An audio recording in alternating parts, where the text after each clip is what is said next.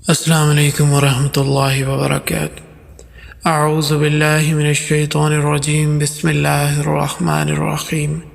اللہم صلی وسلم علی نبینا محمد صلی اللہ تعالی علیہ وآلہ وسلم۔ عزیزان من، اللہ تعالیٰ کی توفیق سے آج ہم سورۃ البقرہ کی آیت نمبر 83 تا 86 پڑھیں گے۔ اس سے پہلے ہم بنی اسرائیل کی زیادتیوں اور خرابیوں کا ذکر پڑھتے چلے آ رہے ہیں۔ اس رکوع میں بھی انہی زیادتیوں اور خرابیوں کا تسلسل ہے۔ اللہ رب العالمین ارشاد فرماتے ہیں وَإِذْ أَخَذْنَا مِيثَاقَ بَنِي إِسْرَائِيلَ، اور جب لیا ہم نے عہد بنی اسرائیل سے۔ یہ نزول قرآن کے زمانے میں جو بنی اسرائیلی موجود تھے ان کو ان کے بڑوں کے کارنامے سنائے جا رہے ہیں، تاکہ ان کے اندر احساس پیدا ہو، کچھ شرم آئے کہ ان کے بڑے بھی حق کو نہیں مانتے تھے جس طرح آج وہ نہیں مان رہے۔ لا تعبدون الا اللہ، کہ نہیں عبادت کرنی تم نے سوائے اللہ تعالیٰ کے۔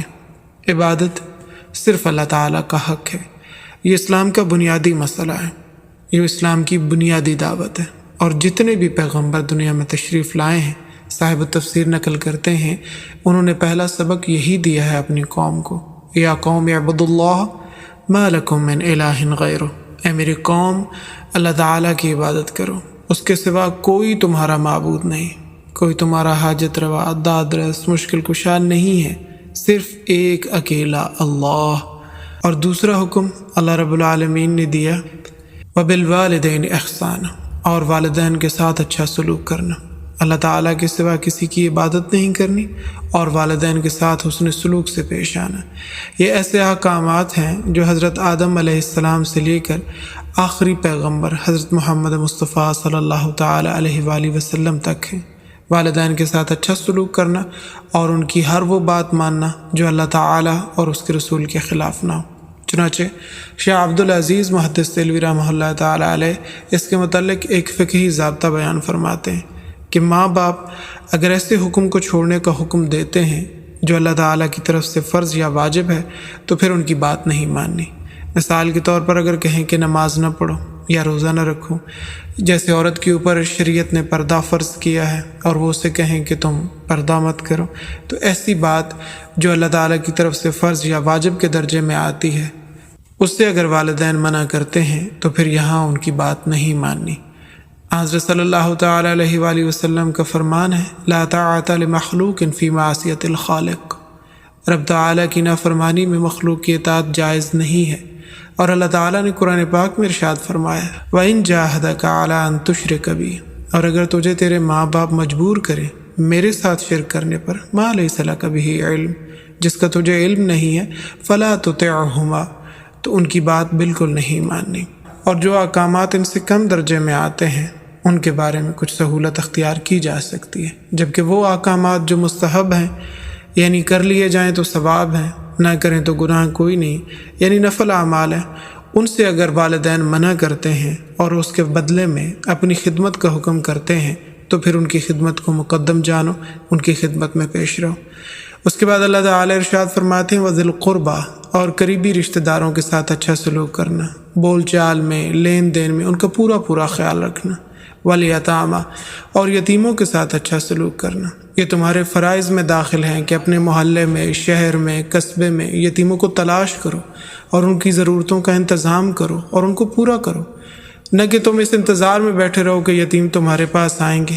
یہ ضروری نہیں ہے کہ وہ اپنی ضرورتوں کو لے کر تمہارے پاس آئیں، بلکہ تمہارا فرض بنتا ہے کہ تم ان کو تلاش کرو، اور اگر تمہیں معلوم ہے تو ان کی داد رسی کرو۔ والمساکین، اور مسکینوں کے ساتھ اچھا سلوک کرنا، ان کا خیال رکھنا۔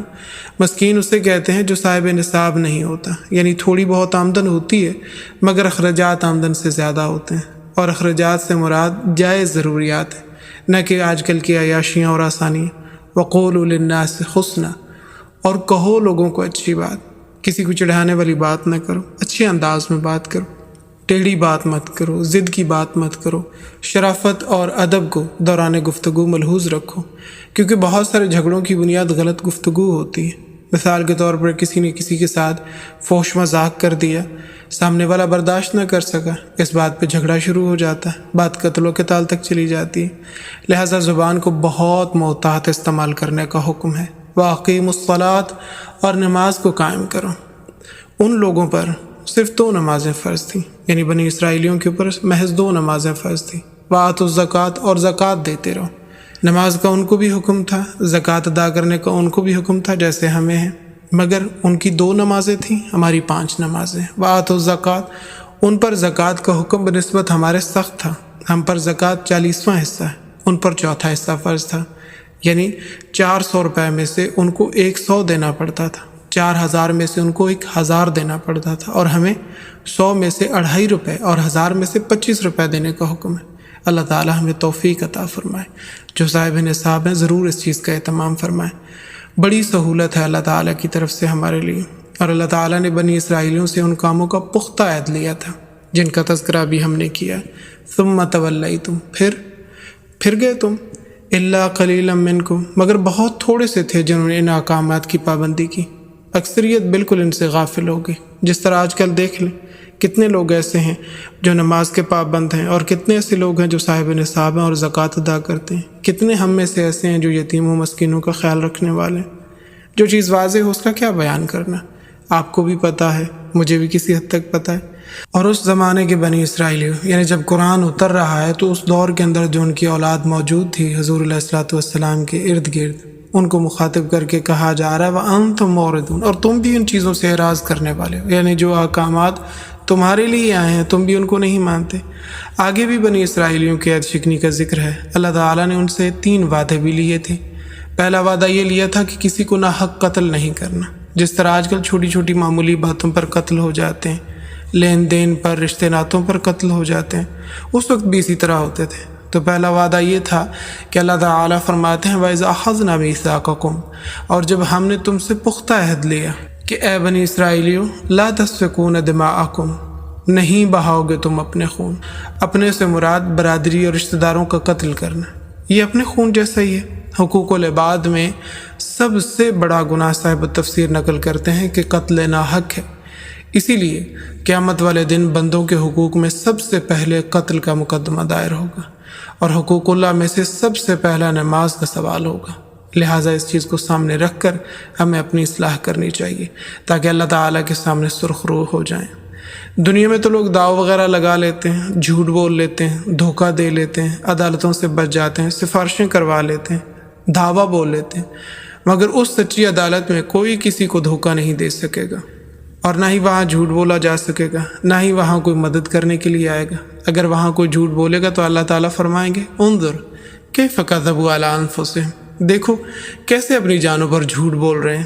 اصل واقعہ اس طرح سے ہے کہ مشرک جب اللہ تعالیٰ کی عدالت میں لائے جائیں گے اور رب تعالیٰ ان سے کہیں گے جب میں نے تمہیں شرک سے منع کیا تھا پھر تم نے شرک کیوں کیا، تو وہ قسم اٹھا کر کہیں گے واللہ ربنا ما کننا مشرکین، اللہ تعالیٰ کی قسم جو ہمارا رب ہے ہم نے تو کوئی شرک نہیں کیا۔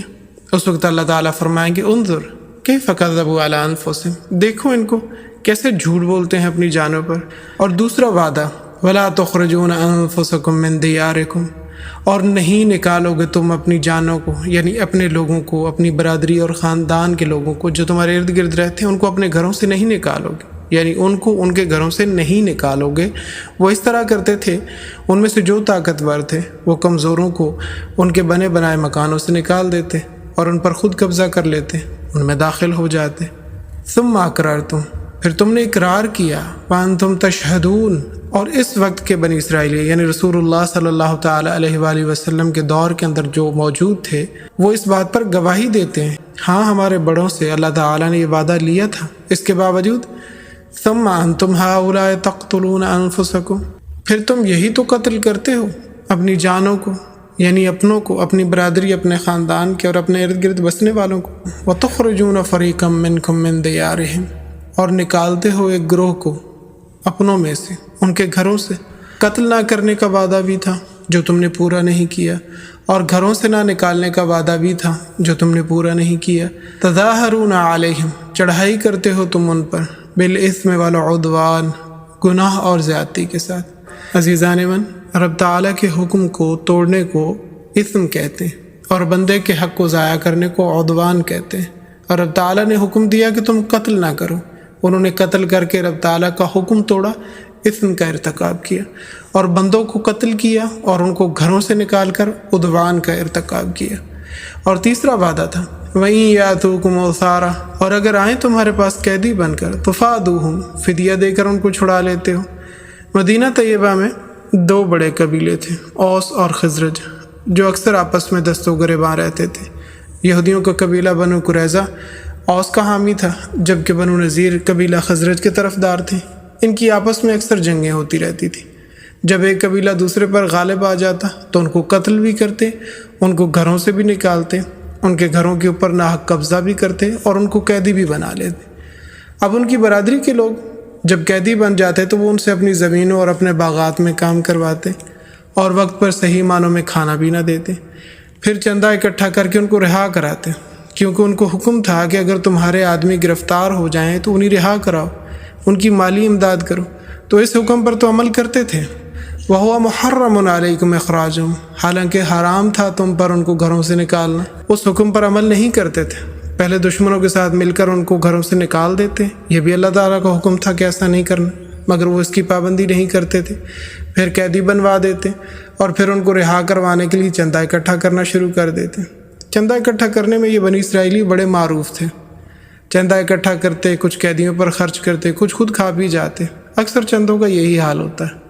افتؤمنون ببعض الکتاب، کیا تم ایمان لاتے ہو کتاب کے بعض حصے پر، وتکفرون ببعض، اور بعض حصے کا انکار کرتے ہو، یعنی کچھ مان لیتے ہو اور کچھ احکامات کو چھوڑ دیتے ہو۔ فما جزاء، پس نہیں ہے بدلہ، من یفعل ذلک منکم، جو کرتا ہے اس طرح تم میں سے، اس کے لیے کوئی بدلہ نہیں، الا خزی فی الحیات الدنیا، مگر رسوائی ہے دنیا کی زندگی میں۔ یعنی تم میں سے جو بھی شخص ایسا کرے گا کہ کتاب جو اللہ تعالیٰ کی طرف سے تمہاری طرف بھیجی گئی ہے ان میں سے بعض احکامات کو تو تم مانتے ہو اور بعض کو چھوڑ دیتے ہو، ایسا کرنے والے کے لیے اللہ تعالیٰ کے ہاں کوئی بدلہ نہیں ہے، مگر دنیا میں اس کو ضرور رسوائی ملے گی۔ اور دنیا کی زندگی میں رسوائی کیا ہوگی؟ ان لوگوں کو اہل حق کی حکمرانی ماننا پڑے گی اور پھر جزیہ دے کر وہاں پر رہنا پڑے گا۔ وَيَوْمَ الْقِيَامَةِ، اور قیامت کے دن کیا رسوائی ہوگی؟ يُرَدُّونَ إِلَىٰ أَشَدِّ الْعَذَابِ، لوٹائے جائیں گے، بھیجے جائیں گے سخت عذاب کی طرف۔ جہنم میں بھی طبقات ہیں، سب سے کم درجے کا عذاب سب سے اوپر والے جہنم کے طبقے میں ہوگا، جس میں کلمہ گو مسلمان جو گناہ گار ہوں گے ان کو ڈالا جائے گا، لیکن اس کی آگ بھی دنیا کی آگ سے 69 گنا تیز ہوگی۔ اللہ تعالیٰ اس عذاب سے بھی محفوظ فرمائے۔ اللہم اجرنا من النار۔ اور اس سے نیچے والے طبقے میں نصارہ ہوں گے، تیسرے طبقے میں یہودی ہوں گے، اور چوتھے نمبر پر سب سے نیچے والے طبقے میں منافقین ہوں گے۔ قرآن پاک میں آتا ہے ان المنافقین فی الدرک الاسفل من النار، بے شک منافق دوزخ کے سب سے نیچے والے درجے میں ہوں گے، کیونکہ منافقت کا فتنہ سب سے زیادہ ہے۔ وَمَا اللَّهُ بِغَافِلٍ عَمَّا تَعْمَلُونَ، اور اللہ تعالیٰ غافل نہیں ہے اس سے جو تم کرتے ہو۔ اولئک الذین، وہ لوگ ہیں، اشتروا الحیات الدنیا بالآخرہ، جنہوں نے خریدا دنیا کی زندگی کو آخرت کے بدلے میں، یعنی جنہوں نے دنیاوی نفع کو آخرت کے نفع کے اوپر ترجیح دی، جنہوں نے دنیا کے فائدے کو آخرت کے نقصان کے اوپر ترجیح دی، جنہوں نے دنیا کی زندگی کو اہمیت دی کہ یہاں ہمیں سہولت چاہیے، اس کے لیے حلال حرام کی تمیز چھوڑ دی، جائز ناجائز کا فرق چھوڑ دیا، یہ دنیا آسان ہونی چاہیے، اس دنیا کی زندگی میں آسائش اور آسانیاں ہونی چاہیے، آخرت کی انہوں نے فکر نہیں کی، ان لوگوں کے بارے میں آتا ہے یہ لوگ دنیا کو آخرت پر ترجیح دینے والے ہیں۔ فلا يخفف عنهم العذاب، پس نہیں ہلکا کیا جائے گا ان سے عذاب، بلکہ دن بدن عذاب میں اضافہ ہوتا چلا جائے گا۔ فذوقوا فلن نزیدکم الا عذابا، پس چکھو اس عذاب کو اور تمہارے لیے اس میں کوئی کمی نہیں کی جائے گی، بلکہ اس کو بڑھایا ہی جاتا رہے گا۔ ولا هم ينصرون، اور نہ ان کی کوئی مدد کی جائے گی۔ اللہ تعالیٰ اس دن کی بے چارگی سے بچائے، رب العالمین عرش کا سایہ نصیب فرمائے، نبی علیہ الصلاۃ والسلام کی شفاعت نصیب فرمائے، پروردگار ہم سے راضی ہو جائے، اپنی رحمت کا سایہ نصیب فرمائے، محض اپنی رحمت اور اپنے لطف و کرم سے ہم سب کو معاف فرمائے، ہمیں اس دنیا کی زندگی کے اندر، اس مختصر ترین زندگی کے اندر ان کاموں کرنے کی توفیق اور اسباب عطا فرمائے جن سے وہ راضی ہوتا ہے۔ سبحانک اللہم وبحمدک نشہد ان لا الہ الا انت نستغفرک ونتوب الیک۔ السلام علیکم ورحمۃ اللہ وبرکاتہ۔